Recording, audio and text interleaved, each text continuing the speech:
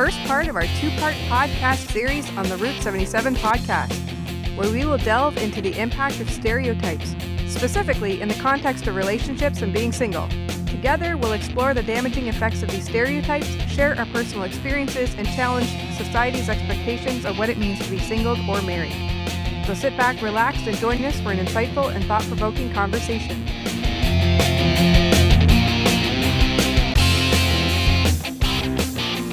Welcome to the Route 77 podcast. I am Natasha, your host, and I am here with Monique. Hello. And David. Hello. And we want to talk about stereotypes, specifically stereotypes within the church, but also general stereotypes for singles, various types of singles, and their myths that back it up, and try to fight back on these and just make people aware that these are stereotypes and not actual things. So since we started talking that we were going to do this podcast, I started to monitor my own self regarding stereotypes. I'm going, hey, you're doing it. Stop it. And you're a single. Smack your hand. It's so easy because it almost becomes a truth. Yeah. Sometimes stereotypes are built on a modicum of truth because that's why they're stereotypes, because like people have come across something so many times and then they label it as everybody. So you have to look within and see if there is a little kernel of truth that there is in there. And if it is something that's in your life, that maybe it's something you need to change or think differently about, especially when the more people say it to you, then the more you go, maybe that's true. So how have you been affected by stereotypes, Monique? How have I been affected by stereotypes? You mean put you on the spot? Put me on the spot. As an old single, it's that once you reach a certain age, you're never going to find anybody. I think that's a myth, isn't it? Yes. Because I know 70-year-olds who've gotten married. I don't recall that Bible verse. No, there's a funny one. The one that I find the most disturbing one that I have, and I really have to repent of this because it's very wrong. At work today, and two women came in and talked about buying a stove. And they're talking together about they were dressed alike and kind of thing like that. And I had to really force myself not to go, a gay couple coming in to buy a stove. Because I don't know that about them. They could be sisters. They could be friends. They could be us, bought a house together. Like we get that all the time. And I don't know their life and I don't know who they are. And I can't make that kind of assumption. And it bothered me the whole time that they were in the store that I kept trying to, like, it's almost like it's ingrained. Yeah. Especially like media ingrains this stuff. The only relationship people have is sexual. Yeah. And like that type of relationship. So then you apply that to everything. Yeah. And I'm more leaning toward that they were probably sisters who grew up together, sharing the same clothing style. They both wear the same hat. They both had the same kind of shirts. And it was cute. And I thought, I'm pretty sure that they were probably sisters who grew up together. And this is how they dress when they, whatever their relationship is. Number one, it's not my business. And number two, I don't have a right to predetermine or label them based upon first impressions. Yeah, there you go. So that's my confession. I confess, Lord, forgive me. I think we all do it. That's why it's really good to look within. Yep. Yeah. And that's why they call it unconscious bias. Is that what they call that? Yeah. That's why they say you have this. That's why this thing about racism is very big right now when they talk about having like unrealized racism, essentially, like where you act a certain way, but you don't realize that it's racist. And I think that, yes, there are some areas that happens. And then sometimes I think it gets overblown in some areas as well. There are some idioms that I grew up with that you just say, you don't even realize you're saying it until somebody says, that's a racist remark. And it is. Oh, yeah, I guess it is. Yeah. So then you got to really force yourself not to ever say those again because, they really are inappropriate. Yeah. How about you, David? Any stereotype stories? No, I can't think of anything. The thing is that what you went through, Monique, was completely visual. Yeah. And I don't have that I can recall experience. And I think that's because I don't have the vision to recognize that right away.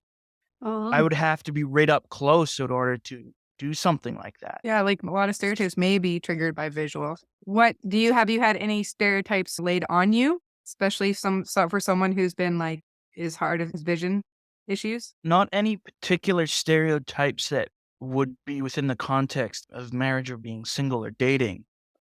No, but generally stereotypes. Just to talk about how stereotypes can affect people. No, I don't know. I don't know. I'm trying to think and I'm struggling to come up with like any stereotype that would have been placed on me. It's just my personality is I just don't care.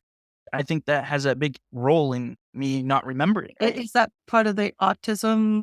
That could be, yeah. A huge part of my autism is if I don't care about something, I will not remember that experience. Okay. Oh, that's a blessing in disguise. But there's a flip side to this too. I suppose I don't have the emotional capacity of a normal person, which means I don't care too much, or in a sense, or it has to be, I don't know how to word it, like a massive event or a very serious situation in order to trigger almost any emotion out of me. Like your fear of trampolines. Maybe So what happens when you break an ankle? twice, Twice? same summer. Yeah, I'd be a little bit wary of trampolines too if that happened to me. So when we talk about everybody, about you? Me? Oh, I have to answer the question. You have to answer the question too. Here she is trying to deflect, right? Yeah, very easy. You always do this.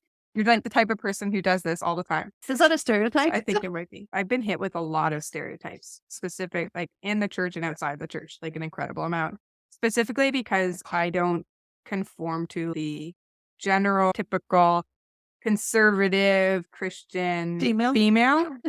You mean you don't like to wear frilly pink dresses? No. And go around Nothing. with a bun and cook and all those things. No, I do not fall into those boxes. Sounds like you're describing someone in the 1950s. Yes, and I was always I have short hair, it's purple, I have tattoos, I have some piercings, and if you look at a lot of conservative writing, I'm the type of person to describe when they talk about a crazy liberal leftist. And I sit there and Crazy go, liberal left. I'm a conservative Christian. But you also have that tomboy thing happening. Yeah, it's too, a tomboy right? thing. So I much prefer sports to Knitting. Sure.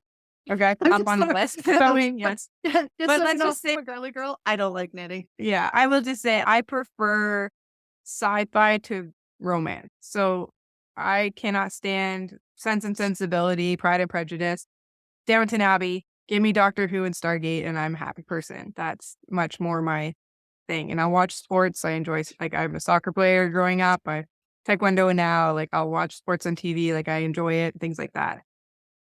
Yeah, I'm less about the romantic. Yeah. So what were the stereotypes that they placed on you because of this? It was more like I didn't conform. Wasn't going to fit. I never fit a box. Oh, And you were that it's square an peg? issue. Yes, I was always a square peg in a round hole. And so I never really fit into that church pattern of, hey, I wanted to get married and have kids. That was what we were raised that's what we should want. And so that's what I wanted, but it never happened. But people often blamed like who I was, my personality, the way I manifested on the outside with being more tomboyish, just all those things was what was the reason. So it was like the stereotype was the reason that I had something wrong with me because of how I would be like this tomboy and not just their, I don't know, standard girl. Huh. And which I think is a stereotype of what girls are. And that's it is part of this conversation, but not specifically this conversation because we're talking within the church. Because we could have a whole one about gender stereotypes, Yes. but we'll touch on that. But yeah, so mine definitely feeling a lot of stereotypedness, especially like I said, you like the conservative media portrays someone who looks and dresses and acts like me as a crazy liberal left person.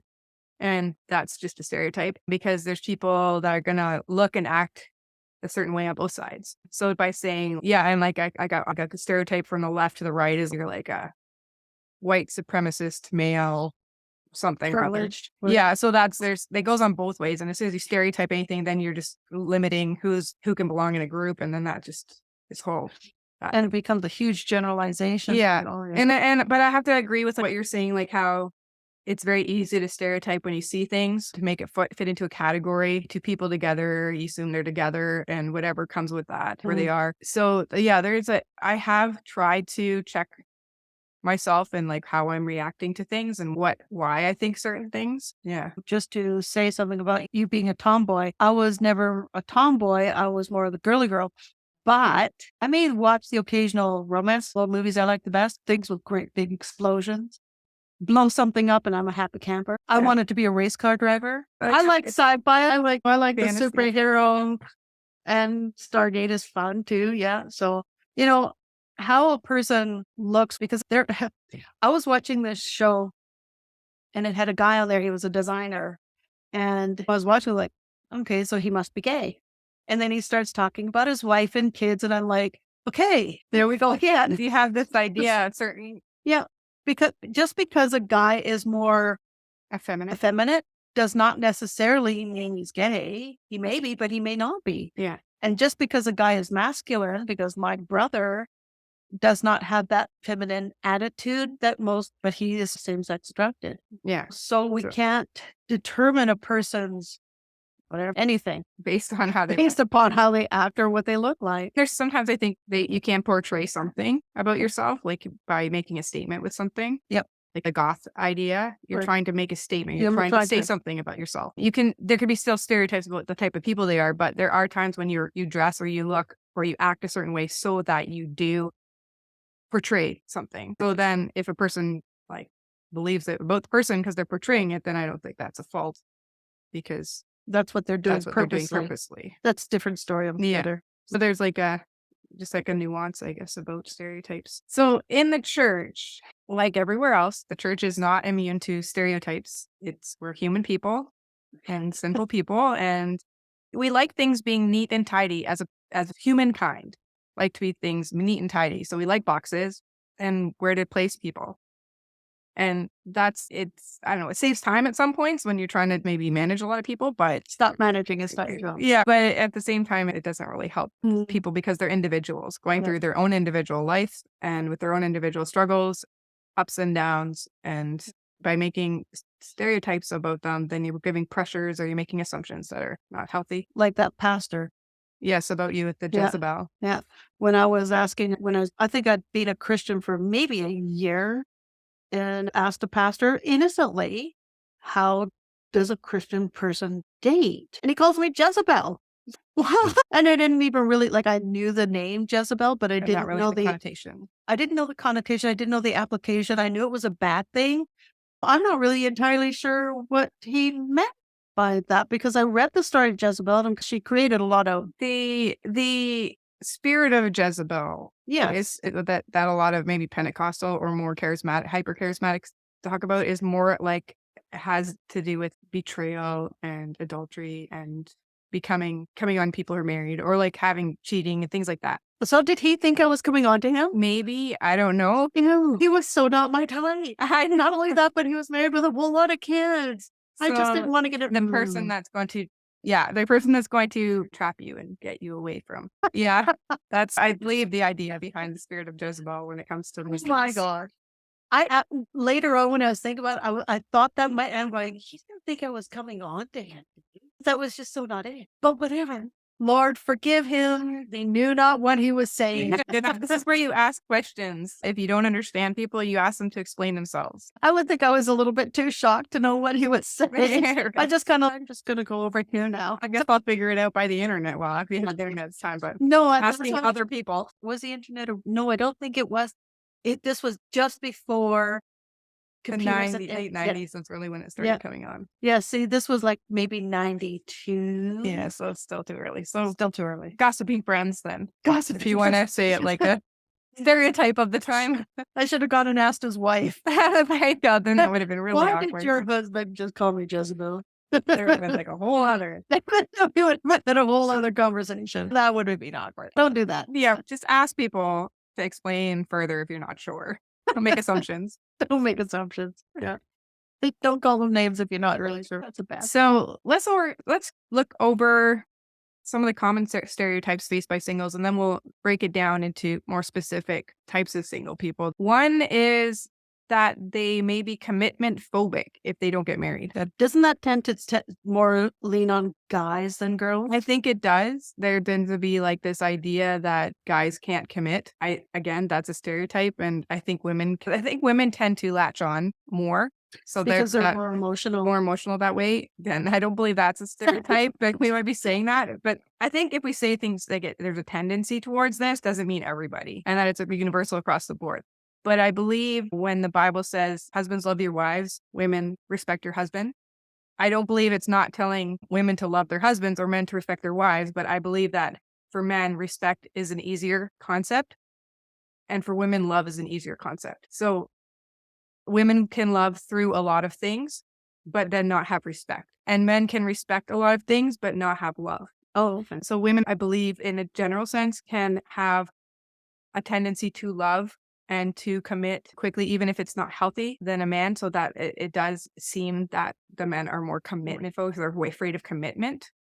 What do you think, David? Are you afraid of commitment? It's actually, in my case, it's actually the idea behind a random event. So because of my autism, if something pops up that I didn't plan or didn't expect to be within a time frame, then it really bugs me. So I think this one can somewhat relate to me as having a reliance on someone else, like a partner, that they want to do this right now or this, and you didn't. For me, in my case, yes, ideas or events coming up, it really bothers me, that kind of thing. Yeah.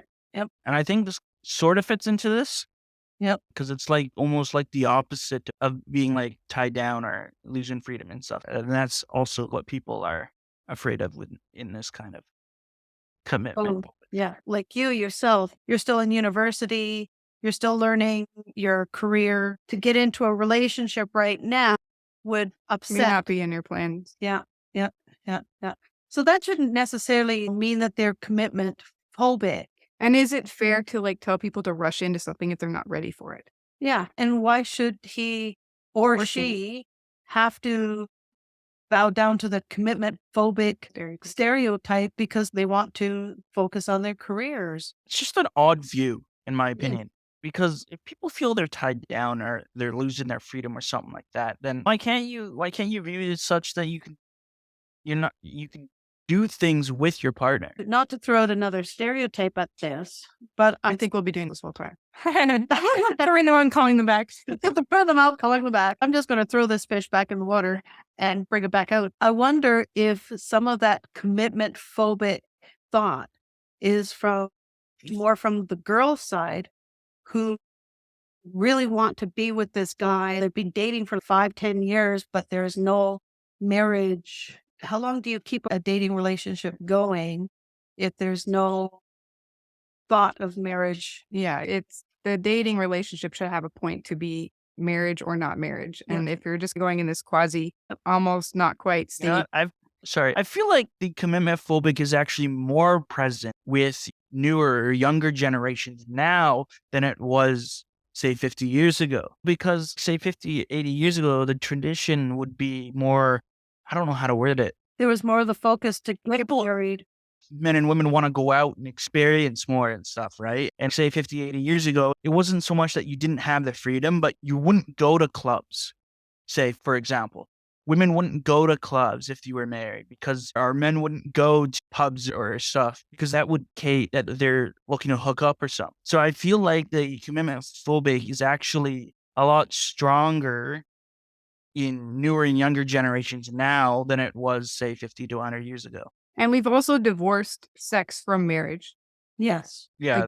That creates a whole new dynamic. Yeah. Because a lot of people now, and it doesn't matter which age group you're in, once you're of drinking age and you're single, a lot of these people will go to pubs and bars and stuff like that just to find somebody to hook up, even if it's just for the night. That no strings attached. But even then, you would end up going to these pubs. And if you are attractive, then you're going to get hit on. Oh, yes. Hugely. Right?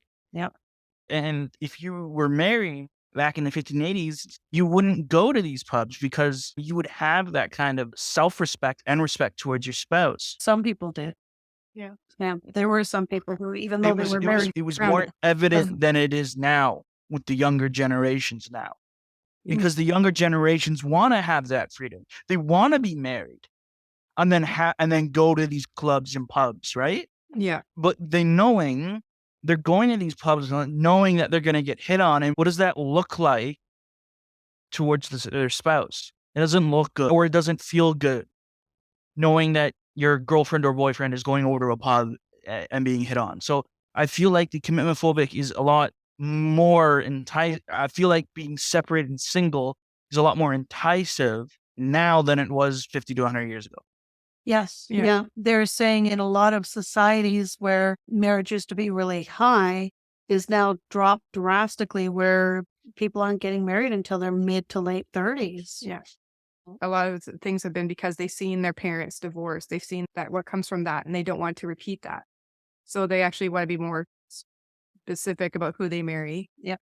And make sure before they marry. Yep. Yep. So how about another stereotype is that a single person is immature or selfish. That's why they're single. They're not grown up yet. They're not mature. They're not an adult because otherwise they would get married. Or they're too selfish. They're thinking about themselves and not other people. Otherwise they would be getting married. I heard the selfish one, not the immature one. And I think you can also see this again in the younger generations. You see this more in the 21st century than you would in the 20th century. Like I said earlier, it's just the way the culture has been either structured or restructured, making it so that people may feel that they're more entitled or they may not need to.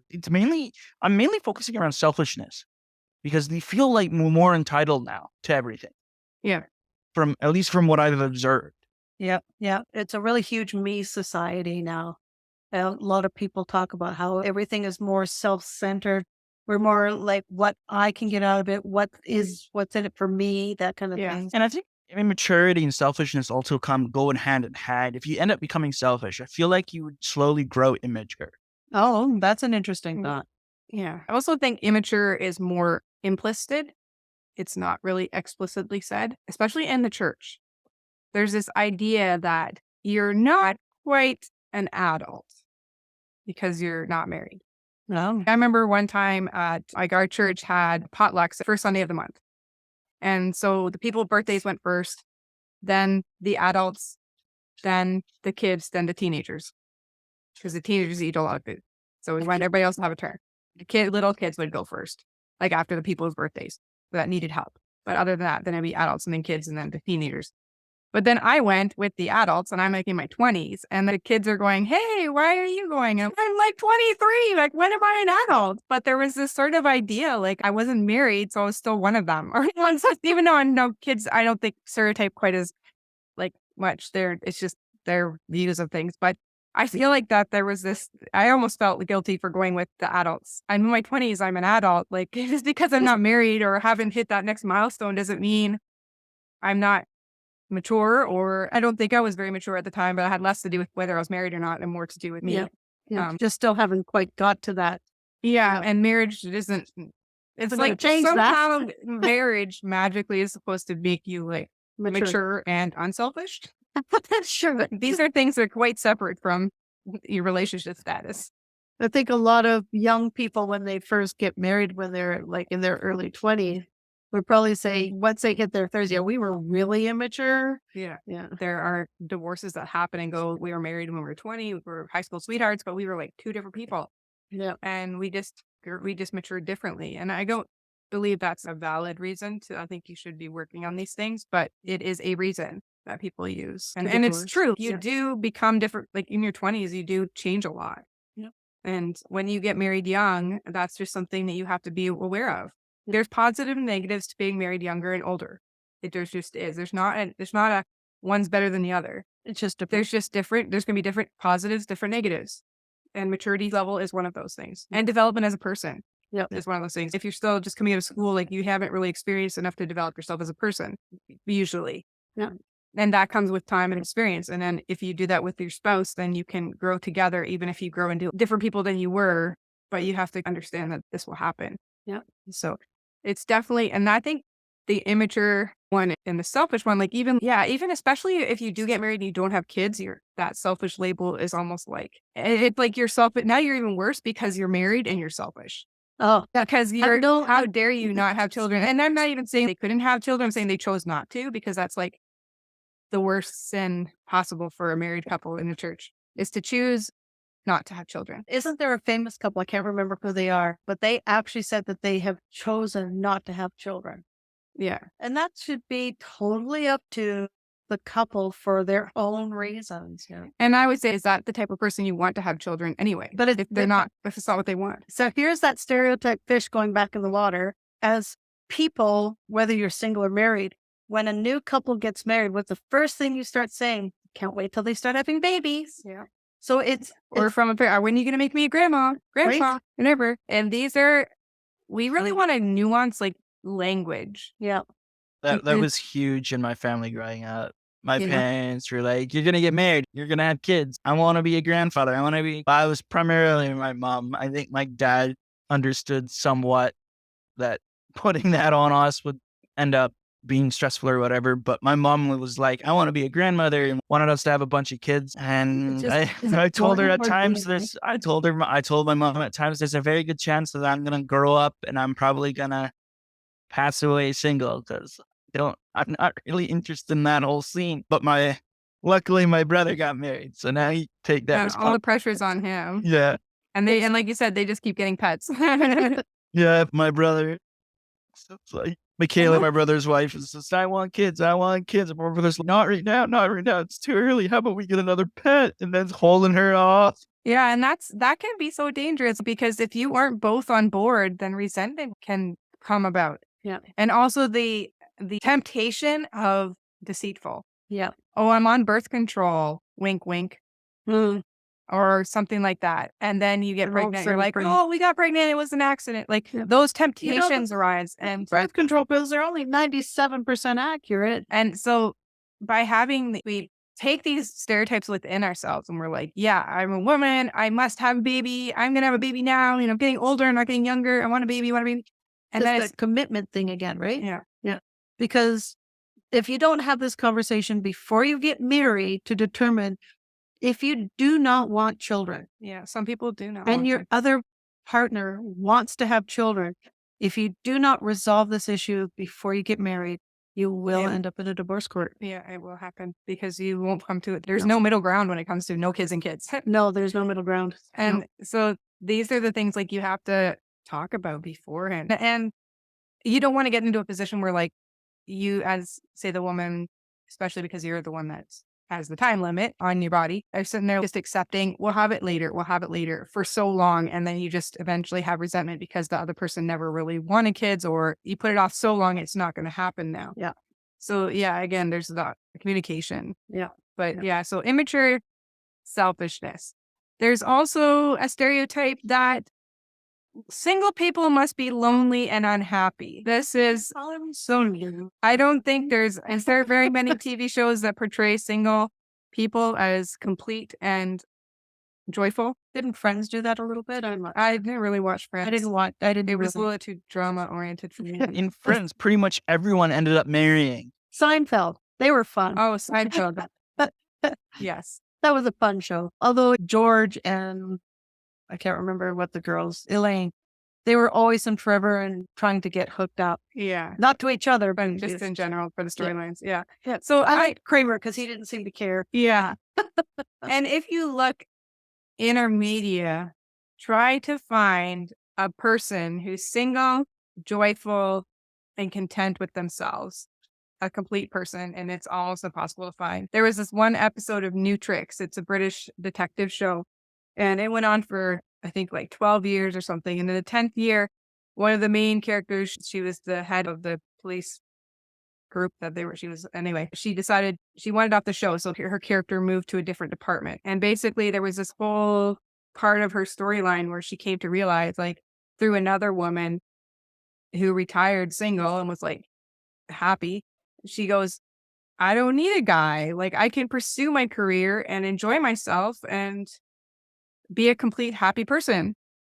And I just was like, good for you. Yep. This is not a storyline that is often portrayed in media, and it's definitely not really. Yeah, but then that's another stereotype placed on single people is the career-focused workaholic.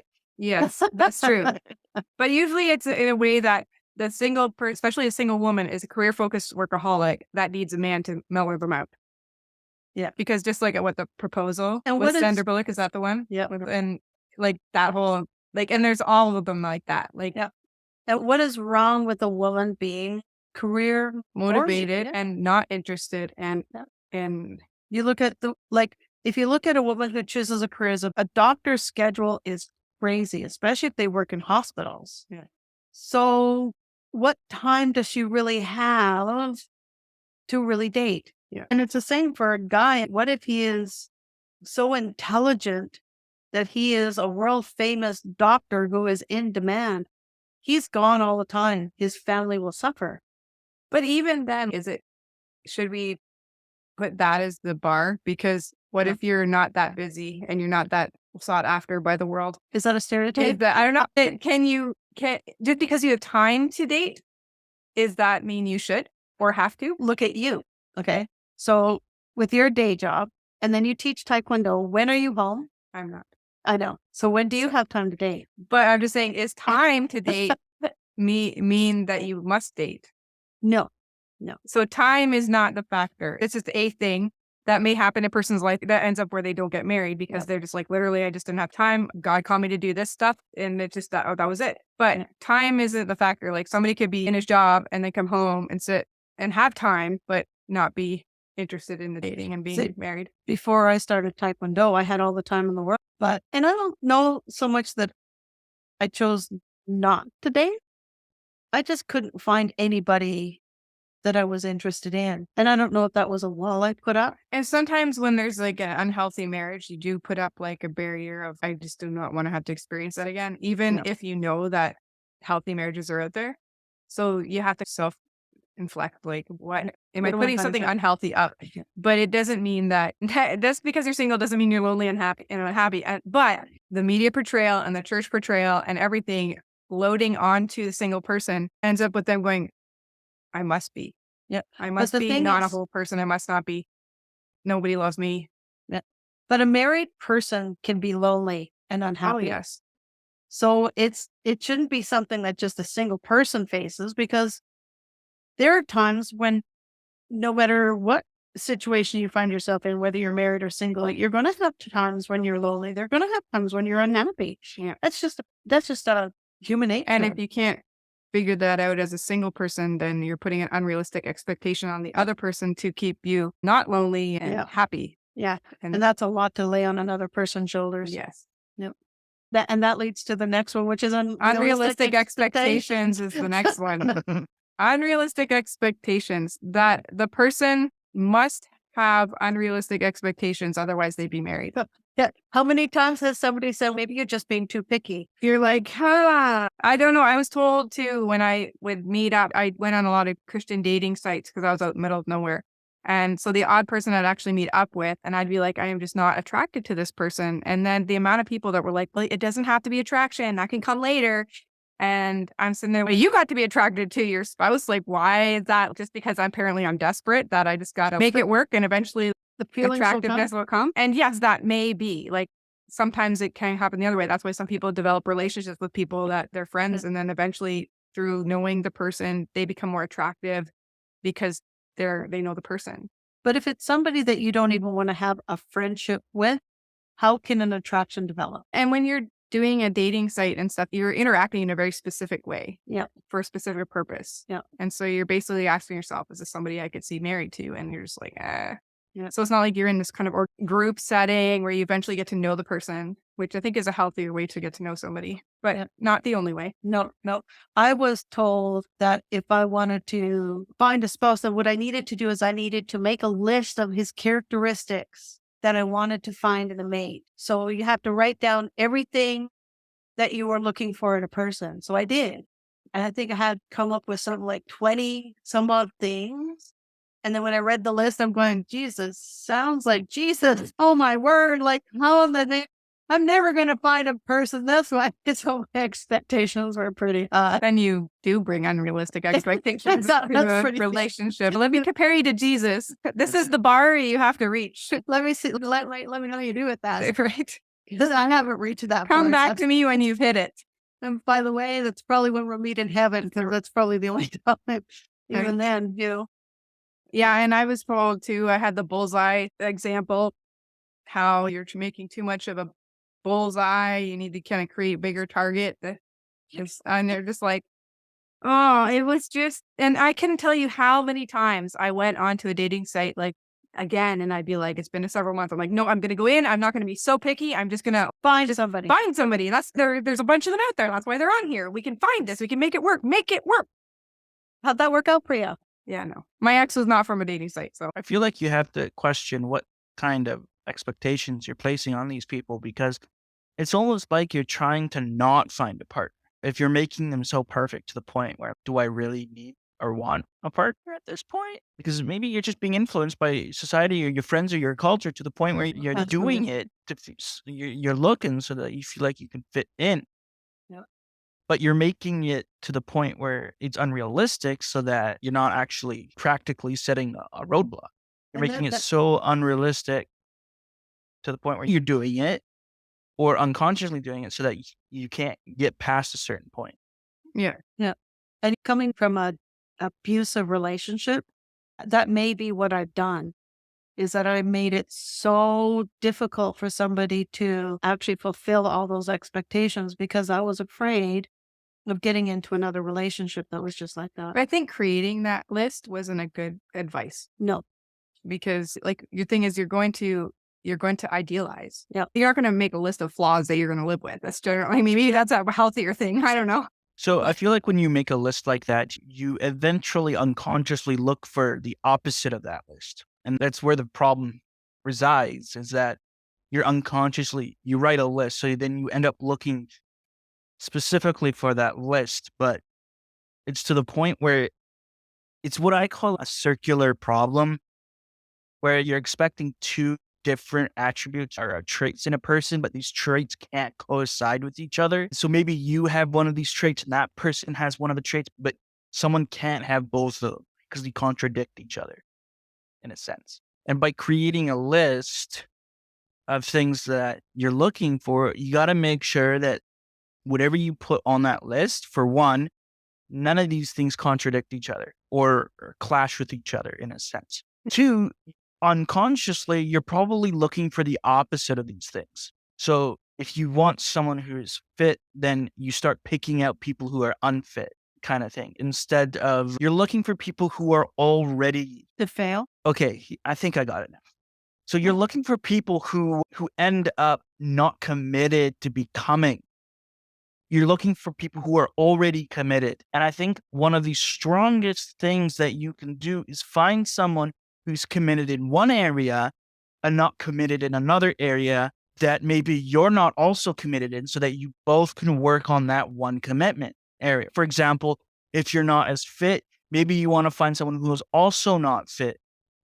By doing so, you can then encourage and be accountable to each other in that regard. And I Or think you can just people- post it on the couch.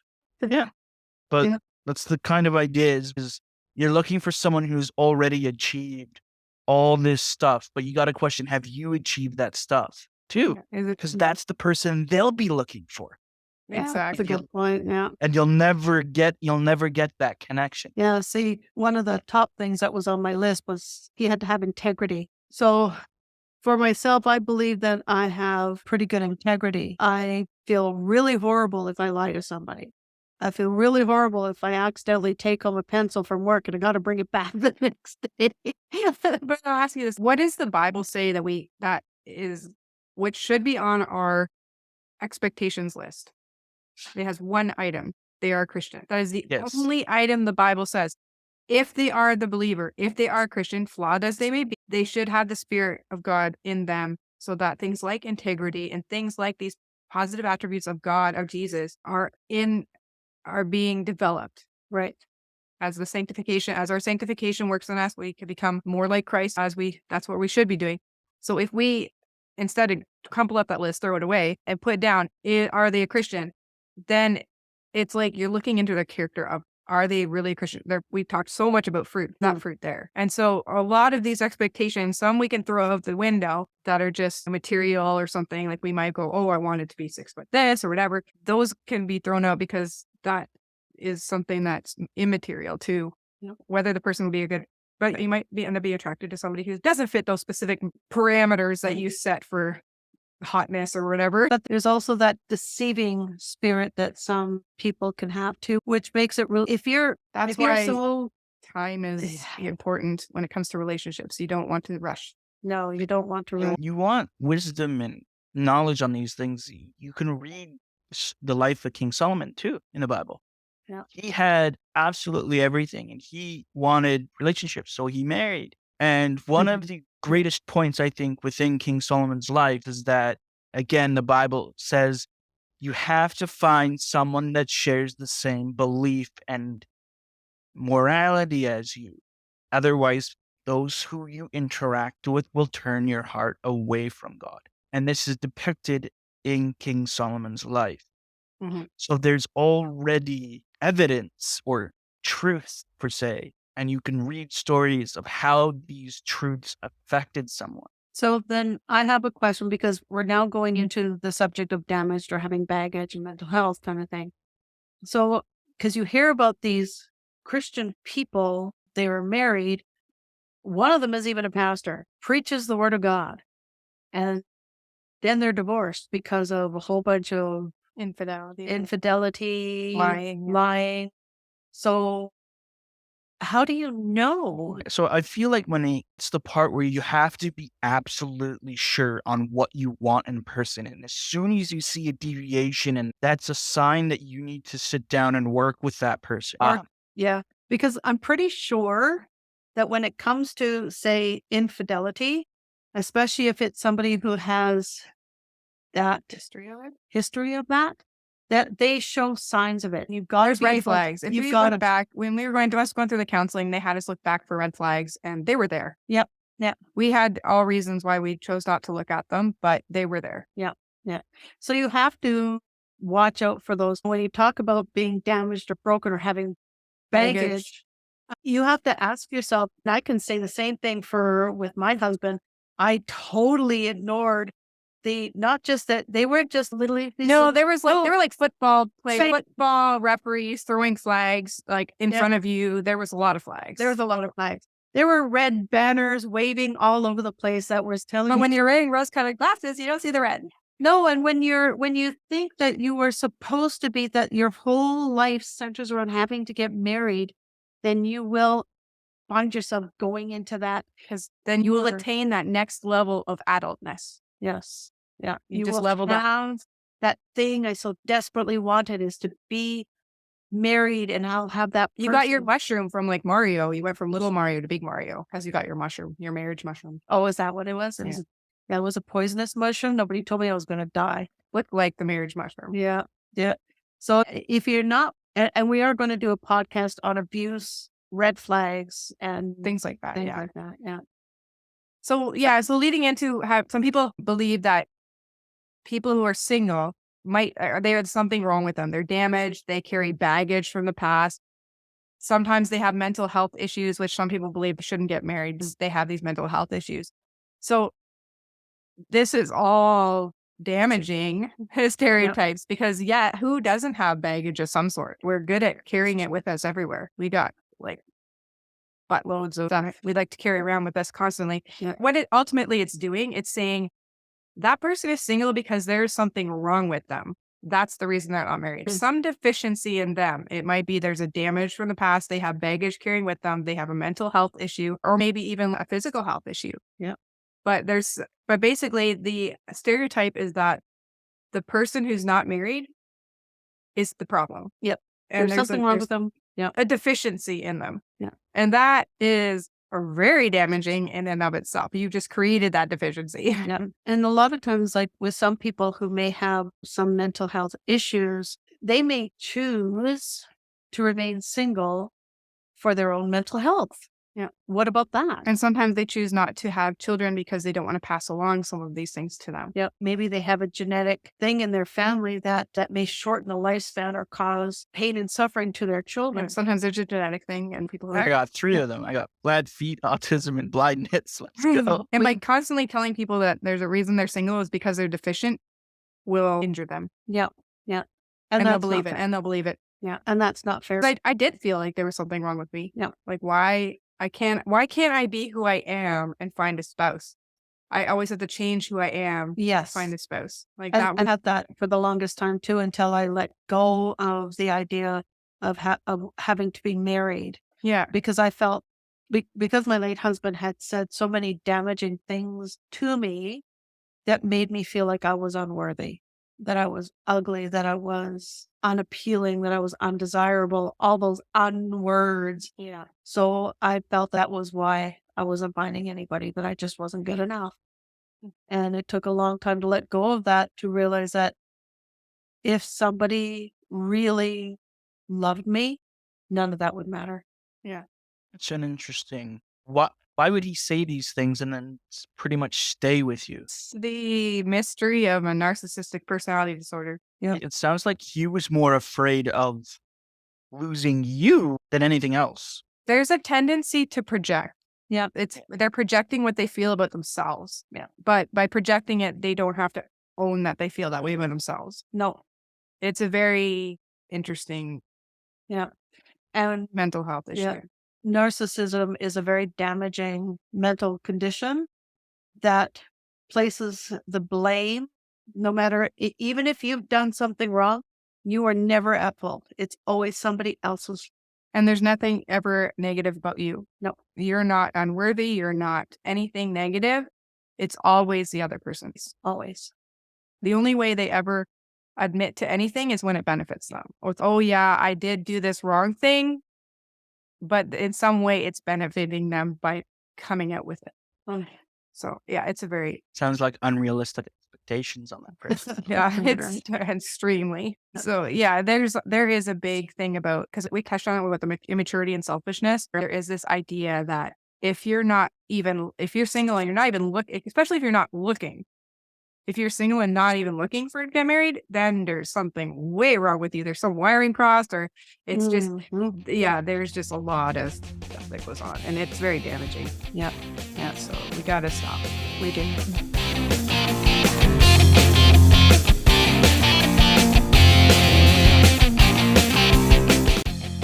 Thank you for joining us on this first part of our two-part series on the Route 77 podcast, where we've discussed stereotypes surrounding relationships and being single.